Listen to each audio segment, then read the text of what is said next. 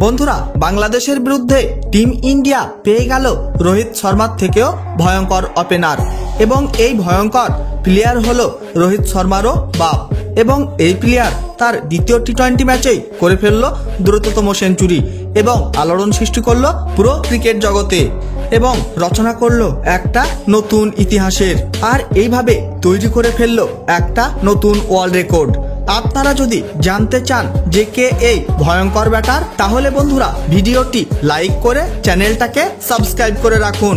বন্ধুরা, শুরু হতে যাচ্ছে ভারত এবং বাংলাদেশের মধ্যে দুটি টেস্ট এবং 3টি টি-20 ম্যাচের সিরিজ। আর এই টেস্ট সিরিজের প্রথম টেস্ট ম্যাচ খেলা হবে আগামী 19শে সেপ্টেম্বর থেকে ভারত এবং বাংলাদেশের মধ্যে।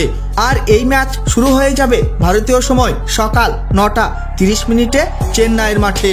কিন্তু বন্ধুরা, এই টি-20 সিরিজে বাংলাদেশের টিমকে ধ্বংস করে দেওয়ার জন্য টিম ইন্ডিয়া পেয়ে গেল রোহিত শর্মারও বাপ। হ্যাঁ বন্ধুরা, আমি কথা বলছি অভিষেক শর্মার। অভিষেক শর্মা হচ্ছে টি-20-র একটা ভয়ঙ্কর ওপেনার ব্যাটার।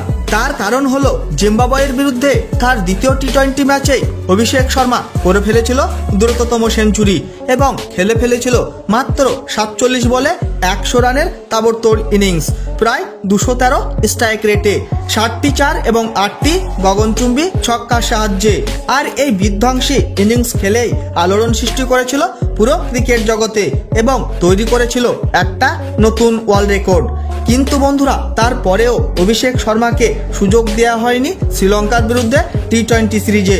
কিন্তু বন্ধুরা, এই আসন্ন টি-20 সিরিজে বাংলাদেশের বিরুদ্ধে অভিষেক শর্মাকে কি ভারতীয় দলে সুযোগ দেওয়া উচিত কি উচিত নয়, অবশ্যই কমেন্ট করে জানিয়ে দিবেন আপনাদের মতামত। বন্ধুরা, ভিডিওটি শেষ পর্যন্ত দেখার জন্য ধন্যবাদ জানাই। তাহলে দেখা হবে নেক্সট কোনো ভিডিওতে।